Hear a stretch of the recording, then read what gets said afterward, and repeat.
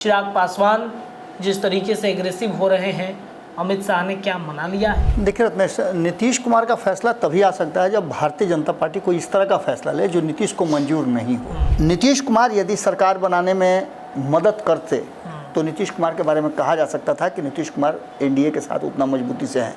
लेकिन किसी भी राज्य में एनडीए के किसी भी घटक दल को आपने जाते देखा है क्या? 2 राज्यों के रिजल्ट आने के बाद भाजपा की सरकार बनती है तब भी और नहीं बनती है तब भी भारतीय जनता पार्टी काफी एग्रेसिव होगी। पनोरमा ग्रुप, जो सोचता है वो करता है, आपके अपने सपनों का आशियाना। नमस्कार, भारत लाइव देख रहे हैं आप। चर्चा गर्म इस बात की हो गई है कि नीतीश कुमार एक बड़े फैसले की तरफ बढ़ रहे हैं। बिहार में सियासत कब पलट जाएगी किसी को नहीं पता होता है। खुद नीतीश कुमार के करीबियों को भी नहीं पता रहता कि नीतीश क्या बड़े फैसले कर जाएंगे जिससे अचानक उनके विभाग, मंत्री, उनके कार्य पर असर पड़ जाएंगे। बिहार में एक तरफ जहां सियासी उठापटक मची हुई है, दिल्ली से पटना और पटना से दिल्ली तक की राजनीति गर्म हो चुकी है। फ्लाइट से लगातार बड़े नेताओं का दौरा जारी हो चुका है। बिहार में बाढ़ से निपटने की भी तैयारी नीतीश कुमार कर रहे हैं। पर्व चल रहा है, नवरात्र चल रहा है और नवरात्र में आपको याद होगा कि नीतीश कुमार ने महागठबंधन की सरकार में रहते हुए अभी 9 अगस्त 2022 में ही नीतीश कुमार ने जब महागठबंधन की सरकार बनाई तो नीतीश ने तेजस्वी के वैसे मंत्रियों के पद की बलि चढ़ा दी जो उनके आंखों में गड़ते थे। यानी कि वो मंत्री उनको पसंद नहीं आते थे, भाते नहीं थे, उनके कार्यकाल पसंद नहीं आते थे, उनके बयान पसंद नहीं आते थे। तो अचानक से नवमी के दिन उनके मंत्री पद की बलि चढ़ जाती है और फिर नीतीश कुमार अपने मन के राजा एक बार फिर ये शब्द साबित करा देते हैं। फिर से बिहार में एक बार फिर राजनीतिक करवटें, राजनीतिक बदलाव की आहट तेज हो चुकी है। अमित शाह के साथ नीतीश की बैठक थी, उसमें नहीं पहुंचे। नीति आयोग की बैठक में नरेंद्र मोदी के साथ शामिल नहीं हुए। तो चर्चा इस बात की एक बार फिर गर्म हो चुकी है कि शारदीय नवरात्र ख़त्म होते ही बड़ा खेल करेंगे नीतीश। पिच तैयार हो चुका है। शाह के लीड से चिराग इन और नीतीश आउट हो चुके हैं। देखिए, चिराग का भी एक बड़ा फैक्टर है इसमें। चिराग पासवान जिस तरीके से एग्रेसिव हो रहे हैं, अमित शाह ने क्या मना लिया है? चलिए चर्चा गर्म, इस विषय पर चर्चा करेंगे। बाबा हमारे साथ जुड़ गए हैं। बाबा, क्या फिर नीतीश कुछ बड़े फैसले करेंगे नवरात्रि के बाद? ऐसी क्यों चर्चा चल रही है? देखिए रत्नेश, नीतीश कुमार का फैसला तभी आ सकता है जब भारतीय जनता पार्टी कोई इस तरह का फैसला ले जो नीतीश को मंजूर नहीं हो। पहली बात तो यहीं से शुरुआत होती है। और नीतीश कुमार जब दिल्ली से लौट करके आए हैं तो ऐसा नहीं लग रहा है कि भारतीय जनता पार्टी अभी उस स्थिति में है या नीतीश कुमार को छेड़छाड़ करने की स्थिति में है। लेकिन अभी जब ये खबर हम लोग कर रहे हैं तो आज पूरा दिन गर्मी में रहेगा। बारिश होगी, बिहार में ठंडक रहेगा, लेकिन देश भर में गर्मी रहेगा क्योंकि 2 राज्यों के चुनाव परिणाम आने हैं। और इन 2 राज्यों के चुनाव परिणाम के बारे में मैं आज से नहीं, जब ये चुनाव की घोषणा हुई थी तब भी मैं बता रहा था कि 4 राज्यों में चुनाव होने थे, 2 ही राज्यों का अध्यादेश क्यों जारी हुआ है, इसके पीछे भी कारण था। और आगे इन राज्यों के चुनाव परिणाम पर बहुत कुछ निर्भर करता है, ये भी हमने बताया था। अब यहाँ से 2 बातें हैं। मैंने ये भी बात आपको याद होगा कि बताया था कि नीतीश कुमार यदि सरकार बनाने में मदद करते तो नीतीश कुमार के बारे में कहा जा सकता था कि नीतीश कुमार एनडीए के साथ उतना मजबूती से हैं। लेकिन किसी भी राज्य में एनडीए के किसी भी घटक दल को आपने जाते देखा है क्या? कल भी मैं ये सवाल आपसे पूछ रहा था ना। जी। कोई नहीं गया है। यानी एनडीए सिर्फ बिहार में एकजुट है अभी तक की जो वर्तमान स्थिति है। लेकिन अगर भारतीय जनता पार्टी की सरकार नहीं बनती है इन 2 राज्यों में, जैसा कि आपने देखा एग्जिट पोल आया है, उसके बाद क्या होगा ये भी बात आपको पता है। बिल्कुल, क्योंकि पहले से लगातार आप भी चर्चा करते रहे कि नीतीश 2 राज्यों के चुनाव परिणाम की तरफ देख रहे हैं। क्या होगा, पलड़ा किधर भारी चल रहा है? बिल्कुल, लगातार आप देखिए ना कि नीतीश कुमार ऐसे शख्स नहीं है कि वो घूमने के लिए कहीं चले जाएं। नीतीश कुमार जब अज्ञातवास में जाते हैं, नीतीश कुमार जब चुप होते हैं या नीतीश कुमार किसी से मिलने जाकर के नहीं मिलते हैं तो उसके अलग अलग कारण होते हैं। नीतीश कुमार दिल्ली देखने नहीं गए थे, हवा पानी बदलने नहीं गए थे, वहाँ गए थे कुछ विशेष काम से, लेकिन लगता है कि वो काम नहीं हो पाया है। जिस तरह से आप देखे होंगे कि उसके ठीक 1 महीना पहले जेपी नड्डा आकर के बिहार में नीतीश कुमार से मुलाकात करते हैं और मुलाकात के बाद किसी भी तरह का कोई बयान नहीं आता, सिर्फ एक बयान आता है जो काफ़ी चर्चा में रहता है कि पहले इधर उधर चले गए थे, अब इन्हें उन्हें कहीं नहीं जाएंगे। क्यों ये बयान देना पड़ा उनको?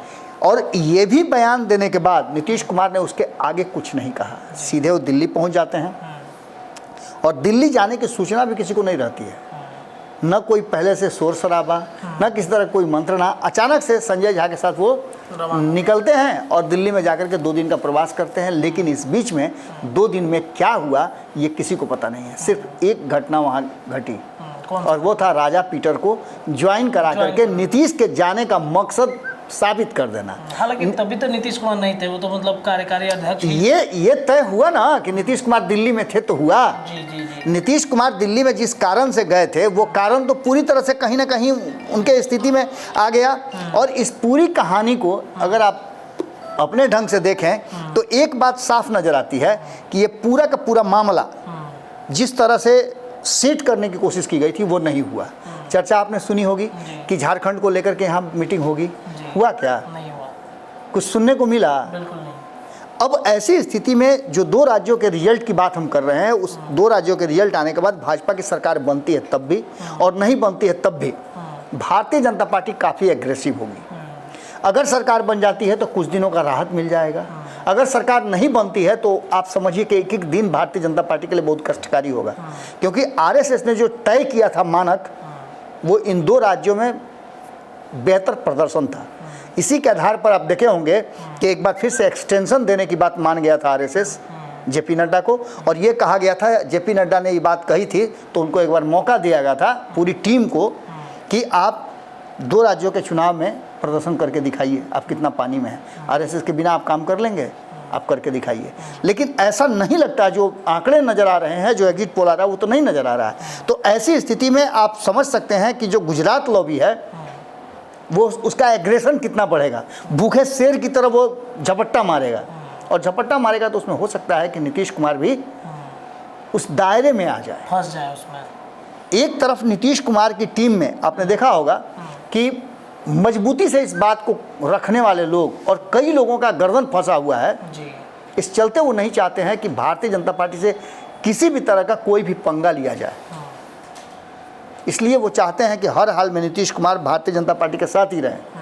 लेकिन कई ऐसे कारण हैं, मैंने तो बताया भी कि कई ऐसे कारण हैं नीतीश कुमार के सामने। नीतीश कुमार को ऐसा लगने लगा है इधर पिछले कुछ दिनों में कि ये पूरा का पूरा गेम 2020 में नीतीश कुमार को आधा करने की कोशिश की गई। 80 सीट से 70 सीट से चले आए 40 पे जी। अब 40 सीट पर से प्रशांत किशोर कह रहे हैं कि 20 सीट पे ला देंगे। 20 सीट पर से मिटा देंगे।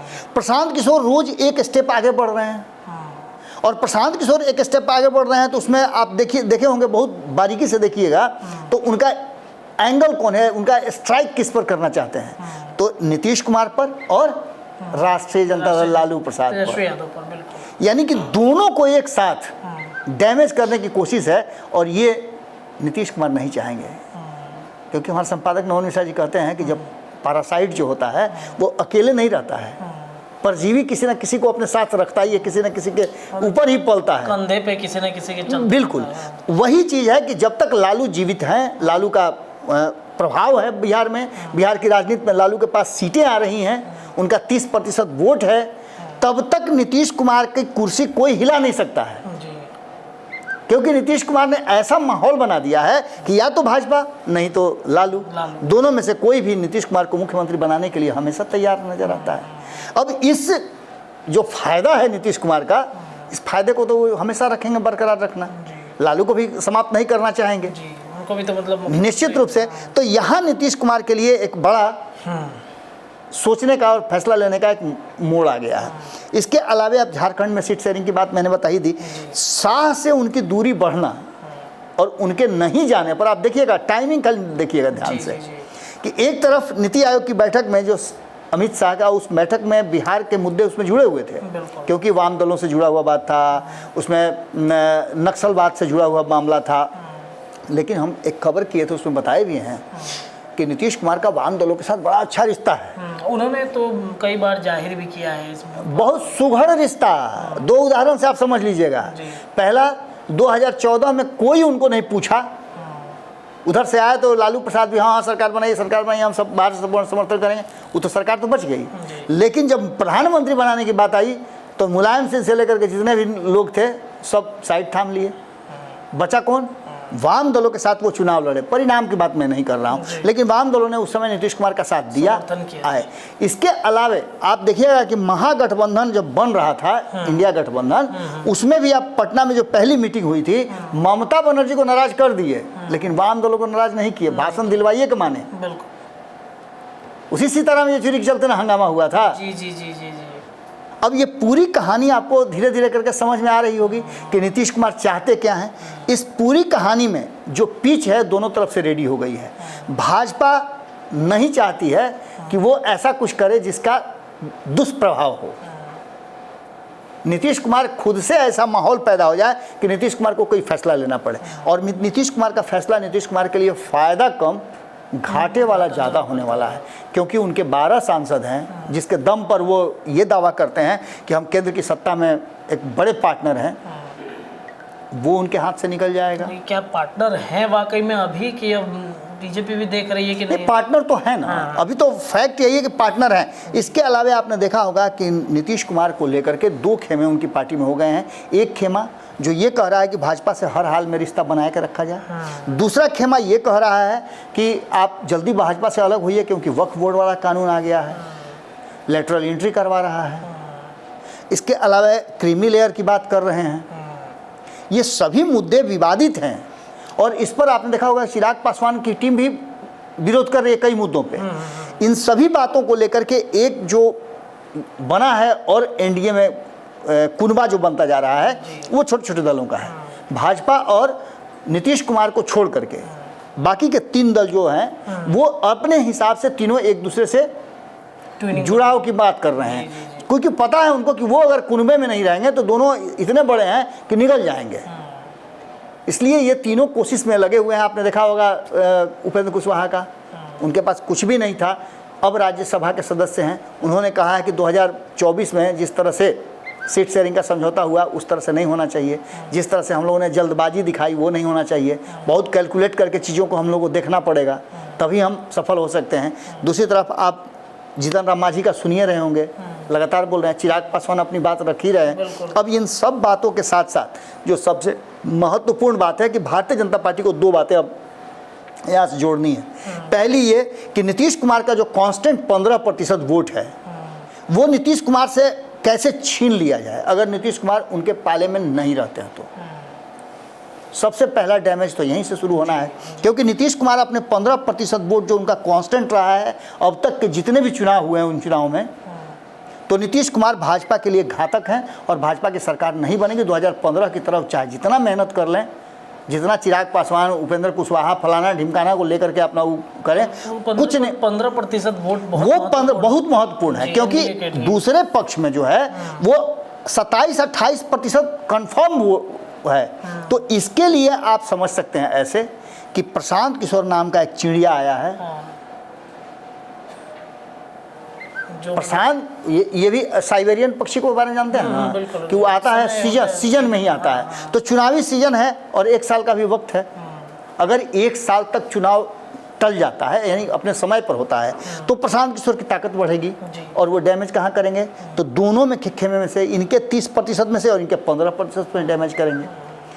एक आपने देखा होगा कि अति पिछड़ा समाज का एक बड़ा कुनबा उनके यहाँ जुड़ते जा रहा है। आपने देखा होगा कि संतोष महतो वहाँ बगल में है, रामबली चंद्रवंशी वहाँ बगल में खड़े हैं। इसके बाद अल्पसंख्यक समाज में देख लीजिए तो मोनाजी हसन से लेकर के एक लंबी फहरिस्त है। सवर्णों में देख लें तो किशोर कुमार मुन्ना से लेकर के RK मिश्रा से लेकर के लंबी, अब तो तथागत हर्षवर्धन वगैरह सब लोग शामिल हो गए हैं। उसके बाद ये सारी चीज़ें कहीं ना कहीं जुड़ती जा रही हैं, यानी हर में से थोड़ा थोड़ा, कल नहीं बता रहे थे हम वो खीर वाला बात, तो वही बात हो रही है कि थोड़ा थोड़ा सब में से निकाल करके खा लेंगे। तो नीतीश का 15% अगर 10% पर आके आ जाता है तो ये भारतीय जनता पार्टी के लिए फ़ायदेमंद होगा, अगर नीतीश कुमार उनके साथ नहीं है तो। अगर राष्ट्रीय जनता दल के 30% वोट में से अगर मुस्लिम वोटरों को थोड़ा भी या गैर जो ओबीसी में गैर यादव जो वोटर हैं उनको अपने पक्ष में कर लेते हैं, उसका भी फायदा मिलेगा। आपने देखा होगा कि यादवों की एक बड़ी फौज भी तैयार हो रही है प्रशांत किशोर के साथ। अपर्णा यादव को आप देखिए कि रोज पोस्टर लगाती हैं और लगा करके खड़ा कर देती हैं। ये सभी चीज़ें इस बात की तरफ इशारा कर रही है कि जहां नीतीश कुमार अपनी पिच तैयार करने में लगे हैं, वहीं भारतीय जनता पार्टी भी अपनी पिच तैयार कर दी है। और अगर ये सबको मिला करके देखा जाए तो एक तरफ वोट को डैमेज करने वाले प्रशांत किशोर हैं, तो दूसरी तरफ एक 15% वोट का जुगाड़ करने वाले लोग भी हैं। जैसे आप चिराग पासवान की बात करें, कहा जाता है कि 7% उनका वोट है। इसके अलावा जीतन राम मांझी की बात करें तो 2-2.5% उनका भी वोट है। उपेंद्र कुशवाहा की बात करें तो 3 से 4% उनका भी वोट है। और अगर नीतीश कुमार बाहर हो जाते हैं तो सीटों का अंबार लग जाएगा। हम पहले भी आपको याद होगा कि बताए थे, बिल्कुल मुकेश सहनी सीटों का अंबार हो जाएगा और मुकेश सहनी की एंट्री भी हो जाएगी। तो मुकेश सहनी की एंट्री हो जाएगी तो 10% उनका भी वोट कहते हैं, जी, नोनिया बिंद मला सब मिला करके।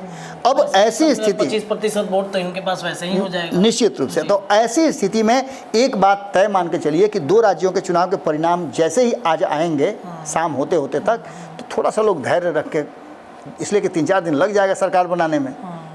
अगर कांग्रेस का भी आता है तो भी 3 दिन 2 दिन 3 दिन लगेगा। फॉर्मेलिटी है वो तो पूरा करना है। अगर भाजपा की नहीं आती है, अगर 10-20 सीट रहेगा तो हॉर्स ट्रेडिंग होगा। तो इसमें समय लगेगा, 72 घंटे लगेगा। अपने विधायकों को प्लेन में बैठा के गुप्त जगह पर ले जाने का काम भी शुरू हो सकता है। जी।